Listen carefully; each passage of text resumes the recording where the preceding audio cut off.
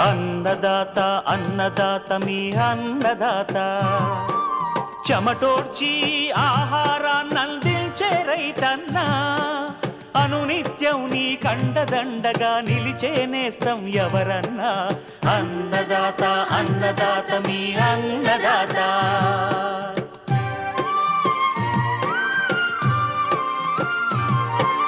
నూతన రీతుల సాగుబడికి, నూరింతలు పెరిగే దిగుబడికి సూచనలిచ్చే సస్య రక్షణకు, పశు పోషణకి శాస్త్ర విజ్ఞానం అందించి ముందుకు నడిపే తెలుగు రైతు భారతదేశానికి మకుటం అయ్యేలా తీర్చిదిద్దే ఆశయంతో మిమ్ము మేలు కొలిపేది అన్నదాత. అన్నదాత అన్నదాత మీ అన్నదాత. అన్నదాత అన్నదాత మీ అన్నదాత. అన్నదాత ప్రేక్షకులకు నమస్కారం. ఈనాటి ముఖ్యాంశాలు: వరి పంటను నష్టపరుస్తున్న ఎలుకలు, సమగ్ర నివారణ చర్యలు. మామిడిని నష్టపరుస్తున్న పండు ఈగ నివారణ. కార్పు చేపలు, వెన్నామి రొయ్యలను కలిపి పెంచే పాలికల్చర్ విధానం రైతుకు కలిగే ప్రయోజనాలు. ఇంకా జై కిసాన్ వ్యవసాయ సమాచారం.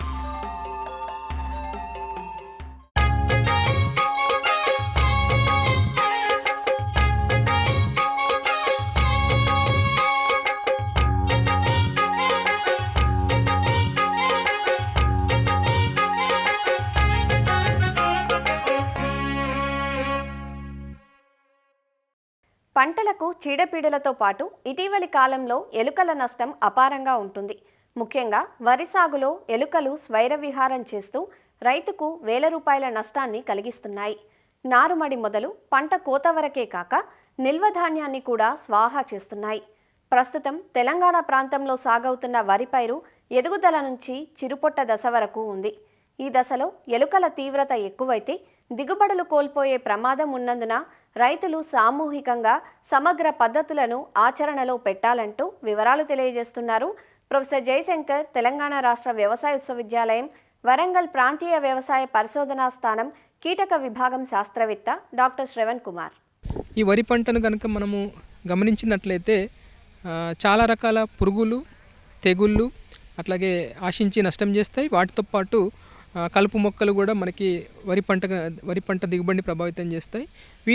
ఇవి కాకుండా మనకి ఎలుకలు కూడా వరి పంటను ఆశించి మనకి నష్టం చేయడం మనం చూడవచ్చు. ముఖ్యంగా ఈ ఎలుకలను మనం సరైన సమయంలో గుర్తించి వాటి నష్టాన్ని నివారించకపోతే మనకి నష్టము కూడా ఎక్కువగా కలిగే అవకాశం ఉంటుంది.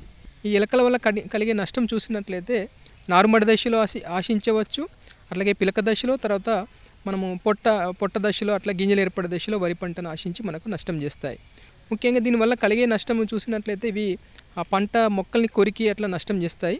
అట్లాగే గింజలు ఏర్పడే దశలో, పొట్ట దశలో కంకుల్ని, వెన్నులను కొరికి కంకుల్ని తీసుకెళ్ళి అవి వాటి యొక్క రంధ్రాల్లో 1/2 కిలో దగ్గర నుంచి 4 కిలోల వరకు ఒక్కొక్క రంధ్రంలో అవి దాచుకునే ప్రయత్నం అవి చేస్తాయి.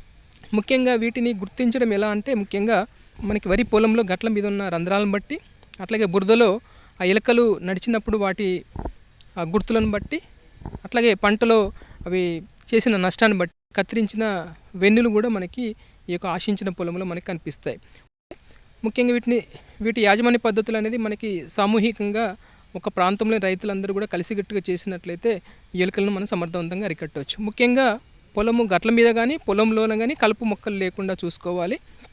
అట్లాగే గట్ల సంఖ్యని తగ్గించుకోవాలి. అట్లా గట్ల పరిమాణాన్ని కూడా తగ్గించుకుంటే మనకి ఈ ఎలుకల వలన కలిగే నష్టాన్ని మనం తగ్గించుకోవచ్చు. అట్లాగే ఒక ప్రాంతంలోని రైతులందరూ కూడా దాదాపుగా ఒకేసారి మనకు విత్తుకోవడం కానీ నాటుకోవడం కానీ చేసుకున్నట్లయితే ఒకేసారి పంట అయిపోతుంది కాబట్టి వాటికి ఆహార లభ్యత లేకపోవడం వల్ల ఎలుకలు అనేది మనకి చనిపోవడము, ఎలుకల వల్ల కలిగే నష్టం అనేది తక్కువగా ఉంటుంది. ఈ ఎలుకలు నివారించడానికి వీలైనట్లయితే ఆ ప్రాంతాన్ని బట్టి ఈ ఎలుకల బుట్టలు అనేవి దొరుకుతాయి. ఆ బుట్టలు పెట్టుకొని ఎలుకల నివారణ చేపట్టవచ్చు. అట్లాగే పొగ పెట్టడం ద్వారా కూడా ఈ ఎలుకలని తగ్గించుకోవచ్చు. ముఖ్యంగా పొగ పెట్టే యంత్రాలు మనకి మార్కెట్లో అందుబాటులో ఉన్నాయి.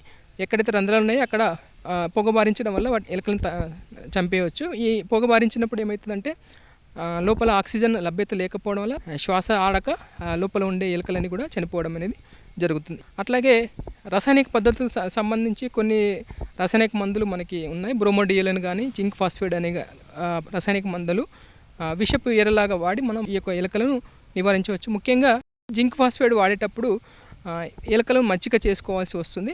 తర్వాత మనకు విషం కలిపిన ఎరను పెట్టాల్సి వస్తుంది. ఇక్కడ మొదటి రోజు ఎక్కడైతే మనకి రంధ్రాలు ఉంటాయో అక్కడ విషం కలపని ఎరను పెట్టాలి. ముఖ్యం దాంట్లో ఏంటంటే 98 పాలు నూకలు కానీ బియ్యం కానీ అట్లాగే 2 పాలు మనకు వంట నూనె వేరుశనగ నూనె కానీ ఏదైనా కలిపి తయారు చేసుకొని ఒక్కొక్క రంధ్రం దగ్గర ఒక 20 గ్రాముల ఈ యొక్క విషం కలపని ఎరను పెట్టుకోవాలి. మళ్ళీ మూడవ రోజు 96 పాలు నూకలు కానీ బియ్యం కానీ ఒక 2 పాలు వేరుశనగ నూనె కానీ ఏదైనా వంట నూనె కానీ అట్లాగే 2 పాలు యొక్క జింక్ ఫాస్ఫేట్ మందును కలిపి విషం ఎరను తయారు చేసుకొని దాంట్లో ఒక్కొక్క ఎలక రంధ్రం దగ్గర ఒక 10 గ్రాములు మనం పెట్టుకున్నట్లయితే విషం ఉన్న ఎరను తిని ఈ యొక్క ఎలుకలు అనేది చనిపోవడం అనేది జరుగుతుంది. ఇది 3వ రోజు పెడతాము. 4వ రోజు ఎలుకలు చనిపోవడం జరుగుతుంది. ఈ చనిపోయిన ఎలుకలను మనం సేకరించి ఒక గుంతలో పెట్టి పూడ్చివేయాలి. ఇది జింక్ ఫాస్ఫేట్ సంబంధించి చాలా విషపూరితమైనది.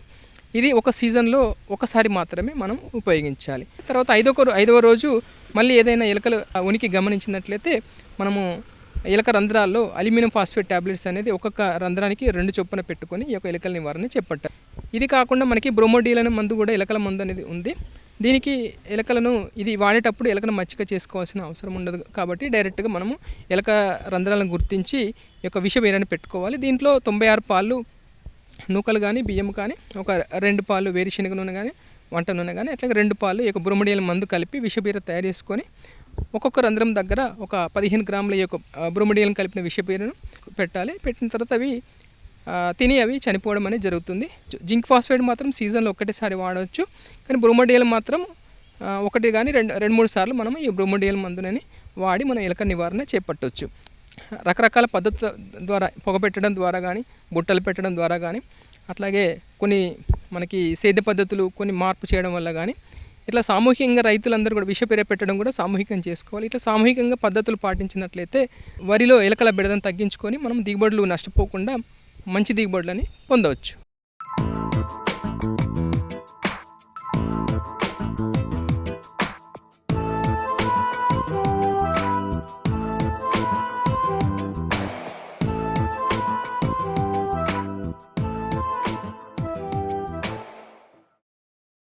వేసవి వస్తోందంటే పసందైన మామిడి పండ్ల కోసం ఆశగా ఎదురు చూస్తాం.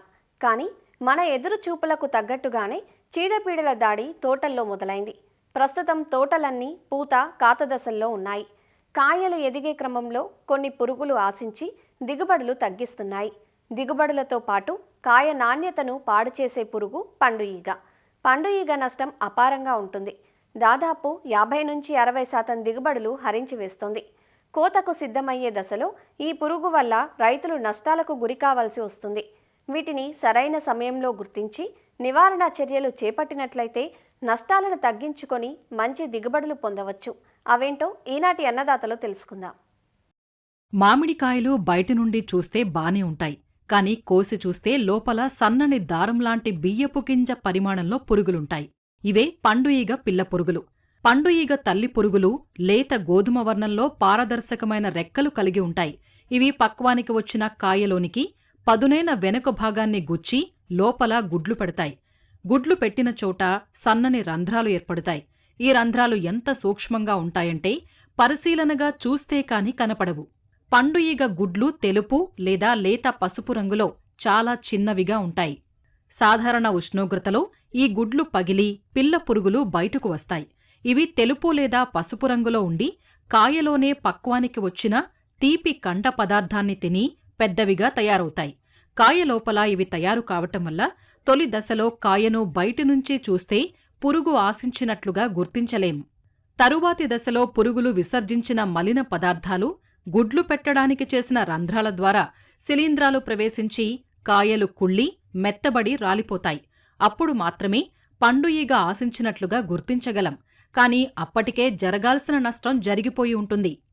గుడ్లలోంచి వచ్చిన చిన్న లార్వాలు 5-35 రోజుల్లో పెద్ద లార్వాలుగా తయారవుతాయి. ఉష్ణోగ్రతలు ఎక్కువగా ఉన్న ప్రాంతాల్లో త్వరగా లార్వాలు వృద్ధి చెందుతాయి. పండులో పూర్తిగా తయారైన లార్వాలు కోసస్థ దశగా మారే ముందు పండు నుండి బయటపడి నేల లోపలికి చేరుతాయి. 10 నుండి 12 రోజుల్లో ఇవి తిరిగి పండు ఈగగా మారుతాయి. ఆ తర్వాత ఆడ మగ ఈగలు సంపర్కం జరిపి మళ్లీ గుడ్లు పెట్టి జీవిత చక్రం ప్రారంభిస్తాయి. ఆలస్యంగా కోతకు వచ్చే నీలం, తోతాపురి వంటి రకాల్లో ఈ పండు ఈగ బెడద అధికంగా ఉంటుంది. ఈ మధ్యకాలంలో బంగినపల్లిలో కూడా పురుగుల ఉధృతి కనిపిస్తుంది. ఈగలు ఆశించిన కాయలు కోతకు ముందుగానే రాలిపోయి తినడానికి గాని ప్రాసెసింగ్కు గాని పనికిరావు. పండు ఈగ నివారణకు రాలిపోయిన పండ్లను తోటల నుంచి ఏరి నాశనం చెయ్యాలి. అలాగే క్రమం తప్పకుండా చెట్ల కింద దున్నడం ద్వారా ఈ పురుగు యొక్క కోసస్థ దశలను అరికట్టే అవకాశం ఉంటుంది. చెట్టుకు 100 గ్రాముల చొప్పున డెల్టామెత్రిన్ పొడి మందువేసి దున్నడం ద్వారా కోసస్థ దశలు చనిపోతాయి. పండు ఈగ ఉధృతిని బట్టి ప్రతి 10 లేదా 20 మామిడి చెట్లకు ఒక మిథైల్ యూజినాల్ ఎర ఉంచాలి. ఇందుకోసం మార్కెట్లో దొరికే మిథైల్ యూజినాల్ బుట్టలు వాడుకోవచ్చు. బుట్టలు లేకపోతే మిథైల్ యూజినాల్ 10 మిల్లీలీటర్లు చొప్పున 200 మిల్లీలీటర్ల నీటిలో కలిపిన ద్రావణాన్ని ప్లాస్టిక్ పళ్ళ్యాలు లేదా మట్టి పళ్ళ్యాల్లో పోసి ఉంచినట్లయితే ఈ ఎర ద్రావణానికి మగ ఈగలు ఆకర్షింపబడతాయి. ఎర్రమందు ద్రావణంలో 20 మిల్లీలీటర్లు మలాథియన్ లేదా 3 గ్రాముల కార్బోప్యూరాన్ 3G గుళికలు కలిపితే ఈగలు మందు ఎరను తాగి చనిపోతాయి. మామిడి పండ్లు ఎగుమతి చేసే రైతులు కాయ పక్వానికి రాక ముందుగానే కోతలు చేయటం వల్ల పండు ఈగ రాకుండా కాపాడుకోవచ్చు. మామిడికాయలు నిమ్మకాయంత దశలో ఉన్నప్పుడు గ్రో కవర్లు కట్టడం ద్వారా పండు ఈగను ముందుగానే నివారించుకోవచ్చు. ఎగుమతి చేసే ముందు వీటిలోని గుడ్లు, పిల్ల పురుగులను నాశనం చేయడానికి 48 డిగ్రీల సెంటీగ్రేడ్ ఉష్ణోగ్రత గల వేడి నీటిలో కాయలను 60 నుంచి 70 నిమిషాలు ఉంచాలి. ఇలా అన్ని సస్యరక్షణ చర్యలు చేపడితే మామిడిలో పండు ఈగ ఉధృతిని నివారించుకుని నాణ్యమైన దిగుబడులు రైతు సొంతమవుతాయి.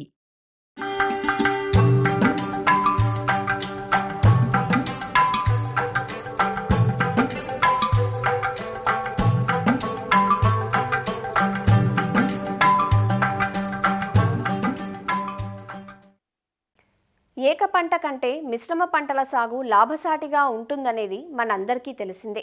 అలానే జలసాయం కూడా. మంచినీటి చెరువుల్లో ఎక్కువగా బొచ్చె, రోహు, మృగాల, బంగారు తీగ చేప రకాలను పెంచుతూ ఉంటారు. ఈ చేపలతో పాటు రొయ్యలను కూడా జత చేస్తే పెంపకం లాభసాటిగా ఉంటుందనేది శాస్త్రవేత్తల సూచన. చెరువు ఒక్కో భాగంలో ఒక్కో రకం చేపలు బాగా పెరుగుతాయి. కొన్ని అడుగున పెరిగితే కొన్ని మధ్య భాగంలో, మరికొన్ని చెరువు పై భాగంలో పెరుగుతాయి. మరి రొయ్యలను కూడా జత చేసేటట్లయితే పెంపకంలో ఎలాంటి జాగ్రత్తలు తీసుకోవాలి, ఎంత సాంద్రతలో వేసుకోవాలి అనే అంశాలు రైతులు తెలుసుకోవాలి. కార్పు చేపలు, వెన్నామి రొయ్యలను కలిపి పెంపకం చేయటం వల్ల రైతులకు కలిగే ప్రయోజనాలేవో తెలియజేస్తున్నారు ఆచార్య ఎన్జీ రంగా వ్యవసాయ విశ్వవిద్యాలయం, నెల్లూరు కృషి విజ్ఞాన కేంద్రం మత్స్య విభాగం శాస్త్రవేత్త డాక్టర్ హరిసాధు. ప్రధానంగా మనం గమనించినట్లయితే కార్పు చేపల పెంపకం రాను రాను రైతులకి చాలా భారం అయిపోతూ ఉంది. కారణం ఏంటంటే పెట్టుబడి ఏమి పెరిగిపోతూ ఉంది. అంటే మేతలు పెరిగిపోతున్నాయి, మందులు పెరిగిపోతున్నాయి, లేబర్ ఖర్చు పెరిగిపోతూ ఉంది. పైగా చివరికి పంట దిగుబడి వచ్చిన టయానికి ఎంత దిగుబడి వచ్చినా సరే మన యొక్క పంట అనేది చేపల యొక్క రేటు బాగా తగ్గిపోయి మరియు ఈరోజు చేపల కొనుగోలుదారులకి అందజేసినట్లయితే డబ్బులు వచ్చేదానికి ఒక 2 నెలల పైన పట్టి రైతులు చాలా అతలాకుతలం అయిపోతున్నారు. ఇలాంటి పరిస్థితుల్లో రైతులు వేరే వ్యాపకం లేక ఇక వేరే మార్గం లేని రైతులు ఆ కార్పు చేపల పెంపకాన్ని ఇష్టం ఉన్నా లేకపోయినా విధి లేక అదే సాగు చేస్తున్నారు. అలాంటి పరిస్థితుల్లో వాళ్ళకి కొంతైనా ఆసరాగా చేయూతగా ఈ వెన్నామి రొయ్యలను కూడా కార్పు చేపల పెంపకంలో ఒక భాగంగా, అంటే పాలికల్చర్లో ఒక భాగంగా మనం సాగు చేసినట్లయితే వాళ్ళకు కొంత ఉపశమనం జరిగే అవకాశం ఉంది. కాబట్టి ఈ విషయాన్ని నేను హైలైట్ చేయబోతున్నాను. దీంట్లో ప్రధానంగా మనం గమనించినట్లయితే చెరువు లోతు చాలా ఇంపార్టెంట్. ఎందుకంటే వేసవి కాలం కాబట్టి ఖచ్చితంగా చెరువు లోతు 6 నుంచి 8 అడుగులు ఉండేటట్లు చూసుకోవాలి. దాని తర్వాత ఎయిరేషన్ చాలా ముఖ్యమైనది. ఎప్పుడైతే మనం చేపలతో పాటు కాస్త రొయ్యలు వేస్తామో అంతేకాదు కాకుండా చేపలు మాత్రం వేసినప్పటికి కూడా మనం ఆక్సిజన్ అందజేసినట్లయితే ఖచ్చితంగా తీసుకున్న ఆహారం అనేది ఖచ్చితంగా చేపలకి, మన భాషలో చెప్పాలంటే తీసుకున్న ఆహారం వంట పట్టడం అంటాం. ఎప్పుడైతే నీటికి ఆక్సిజన్, తగినంత ఆక్సిజన్ ఉందో అలాంటి పరిస్థితుల్లో చేపలకు అందినటువంటి ఆహారం మొత్తం కూడా వాటికి బాగా ఉపయోగపడి శరీర వృద్ధి బాగా జరుగుతుంది కనుక ఎయిరేషన్ అనేది చాలా కీలకమైన అంశం. ఈ ఎయిరేషన్లో భాగంగా తగినంత ఆక్సిజన్ అంటే 5 నుంచి 6 ppm కానీ తక్కువ లేకుండా మనం నీటిలో మనం మెయింటైన్ చేసినట్లయితే మనకు మంచి ఫలితాలు వస్తాయి. తర్వాత మేతల యాజమాన్యం సాధ్యంత వరకు తక్కువ ఖర్చులో ఉండేటటువంటి మేతలు వాడాలి. ఈ ఫెర్మెంటెడ్ ఫీడ్ మిక్చర్ అనేది విధిగా వాడుకోమని చెప్పాం. ఈ ఫెర్మెంటెడ్ ఫీడ్ మిక్చర్ అంటే 15 కిలోలు బెల్లము, ఒక 15 కిలోలు నూకల పిండి, అలానే ఒక 10 కిలోలు వేరుశనగ చెక్క, తర్వాత ఒక 10 నుంచి 15 కిలోలు చీర అనేది తీసుకోవాలి. దీంతోపాటు 1 కిలో ఈస్టు, వీటిని 72 గంటలు కానీ మినిమం మనం ఫెర్మెంట్ చేసి మనం అందించినట్లయితే అది ఆహారంగా పనిచేస్తుంది, ప్రొబయాటిక్గా పనిచేస్తుంది, బఫర్గా పనిచేస్తుంది. కనుక మనం మేత ఖర్చును తగ్గించుకోవడానికి ఒక ఉపయోగంగా ఉంటుంది. అంతే కూడా కాకుండా సొంతంగా మనం ఒక ప్రొబయాటిక్ తయారు చేసుకునే పరిస్థితి కూడా ఏర్పడి ఉంటుంది. ఈ యొక్క నీటి యాజమాన్యం అనేది చాలా కీలకమైన అంశం కాబట్టి ఈ నీటి యాజమాన్యంలో భాగంగా రైతులు ఖచ్చితంగా విధిగా కొన్ని జాగ్రత్తలు తీసుకోవడం చాలా మంచిది. మా అనుభవంలో మేము గమనించాము. సో మనం ఏదైనా జబ్బు వచ్చిన తర్వాత మందులు కొట్టి ఇబ్బందులు పడి కష్టపడి నష్టపడేదానికంటే ఖర్చులు పెరిగిపోతే ఉపయోగం లేదు. కనుక విధిగా కొన్ని ప్రికాషనరీ మెజర్ మళ్ళీ జబ్బులు రాకుండా మనం ముందు జాగ్రత్త జరిగా కొన్ని తీసుకున్నట్లయితే ఇప్పుడు చాలా అనుకూలత ఉంటుంది. వాటిలో ప్రధానంగా మనం గమనించినట్లయితే మనకు నీటికి అత్యవసరంగా కావాల్సినటువంటిది ఒక యాంటీ బ్యాక్టీరియల్ సబ్స్టెన్స్. ఈ బ్రోమిన్ సోర్స్ అనేది మనకు శాన్ ప్లస్ అనేటటువంటి ఒక మందు ఉంది. మనకు ఒక ఎకరాకి 3 నుంచి 5 లీటర్లు మనం అప్లై చేసినట్టయితే ఈ మందుని మనం బాగా ఎండలో అప్లై చేయాలి. ఇలా మనం అప్లై చేసినప్పుడు దీనివల్ల ఎలాంటి బెనిఫిట్స్ ఉంటాయంటే మనకు మౌల్టింగ్ కాని రొయ్యలు కూడా వెంటనే మౌల్టింగ్ స్టిమ్యులేట్ అవుతాయి. అంతేకాదు కాకుండా ఎక్కడైతే మనం మ్యూకస్ సిక్రేషన్స్ చేపలు సాగు చేసేటప్పుడు ఒత్తు మీద చాలా మ్యూకస్ నీటిలో చిక్కబడిపోయి ఉంటుంది, మ్యూకస్ ఎక్కువైపోయి ఉంటుంది. అలాంటి పరిస్థితుల్లో ఈ మ్యూకస్ని అది ఎలిమినేట్ చేస్తుంది. అంతేకాదు కాకుండా ప్రాథమిక దశలో ఈ బ్యాక్టీరియా, వైరస్ వాటి అన్నింటిని కూడా చంపి ఆ నీటిని పొల్యూషన్ రహితంగా ఉంచేటటువంటి అనుకూల పరిస్థితిని తీసుకొస్తుంది. కనుక ఈ శాన్ ప్లస్ మందు అనేది ఖచ్చితంగా రైతులు ప్రతి 15 రోజులకు ఒకసారి వాడడం అనేది చాలా మంచిది. తర్వాత DCP ప్లస్ అనేటటువంటి ఒక కాల్షియం మరియు ఫాస్ఫరస్ సప్లిమెంట్ ఉంది. ఈ DCP ప్లస్ని ఎకరాకి 5 నుంచి 10 కిలోలు అష్టమి లేదా నవమి అలానే అమావాస్య పౌర్ణమికి ఒక రోజు ముందు మనం నీటికి అందజేసి, అంతేకాదు కాకుండా మేతల్లో ప్రతి కిలో మేతకి ఒక 20 గ్రాముల చొప్పున ఈ యొక్క DCP ప్లస్ మనం అందజేసినట్లయితే ఈ DCP వల్ల ఈ మౌల్టింగ్ జరిగే సమయంలో మౌల్టింగ్ స్ట్రెస్ అనేది గురి కాకుండా చేపలకు కూడా కావాల్సినటువంటి కాల్షియం రిసోర్స్ ఇవ్వడం, ఫాస్ఫరస్ రిసోర్స్ ఇవ్వడం కాక మనకు మంచి నాణ్యమైనటువంటి నీటి ప్రమాణాలని అది ఉంచే అవకాశం ఉంటుంది. తర్వాత ఓడోసాల్ అనేది చాలా ముఖ్యమైనటువంటి చాలా ఉపయోగకరమైనది, అవసరమైనటువంటి మందు. ఎందుకంటే మనం చేపలని రొయ్యలను సాగు చేసేటప్పుడు ఖచ్చితంగా అవి అమోనియాని విసర్జిస్తాయి. కాబట్టి మనం ఎంత జాగ్రత్తగా చేసినా అమోనియా అనేది నీటిలో ఎక్కువ వచ్చే అవకాశం ఉంది. అమోనియాతో పాటు పాయిజనస్ గ్యాస్ H2S అలాంటి హైడ్రోజన్ సల్ఫైడ్ ఇలాంటి విషవాయువులన్నీ కూడా ఉంటాయి. కాబట్టి మనం ఈ యొక్క ఓడోసాల్ని మనం ఉపయోగించినట్లే, ఓడోసాల్ అంటే మంచి ఇది ఒక యొక్కాతో పాటు మనకు యాంటీ బ్యాక్టీరియల్ స్ట్రెయిన్స్ ఉంటాయి దీంట్లో. సో మంచి ప్రొబయాటిక్ స్ట్రెయిన్స్ కూడా ఉంటాయి. వీటి వల్ల ఏమవుతుందంటే మనకు ఈ అమోనియాని అలానే పాయిజన్ విషవాయుల్ని అది అబ్జర్వ్ చేసేసుకొని నీటిని శుభ్రపరిచేటువంటి అవకాశం ఉంటుంది. కనుక ఈ ఓడోసాల్ని విధిగా ఎకరాకి 500 ml చొప్పున ప్రతి 15 రోజులకు ఒకసారి వాడితే సరిపోతుంది. తర్వాత చివరిగా మరియు అతి ముఖ్యమైనది ఏంటంటే మైక్రోసబ్. ఇలా మైక్రోసబ్ లాంటి ఈ యొక్క ప్రొబయాటిక్ని మనం ఎకరాకి 5 లీటర్ల చొప్పున ప్రతి 15 రోజులకు మనం అందజేసినట్లయితే మనం ఈ కార్ప్ పాలికల్చర్లో ఇప్పుడు ఉండేటువంటి ప్రతికూల పరిస్థితులు అంటే రాబోయే వేసవ కాలంలో జరగబోయేటువంటి ఇబ్బందుల పరిస్థితుల్లో మనం చాలా బయటపడే అవకాశం ఉంది. కనుక మన రైతులు ఈ జాగ్రత్తలు తీసుకుంటే చాలా మంచిది.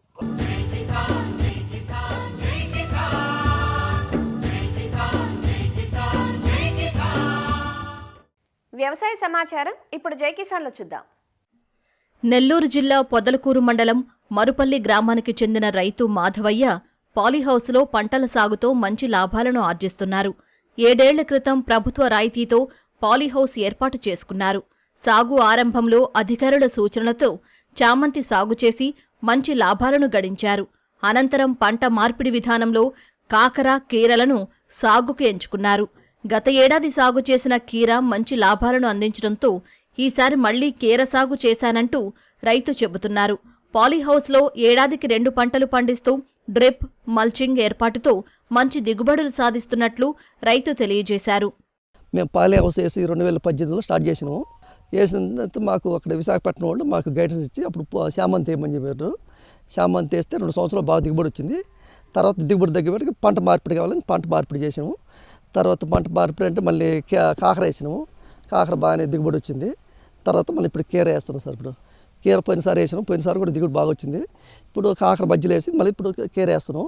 కీర ఇప్పుడు పూత దశలో ఉంది. కాకరకి 10,000 ఖర్చు పెట్టినాం సార్ మేము.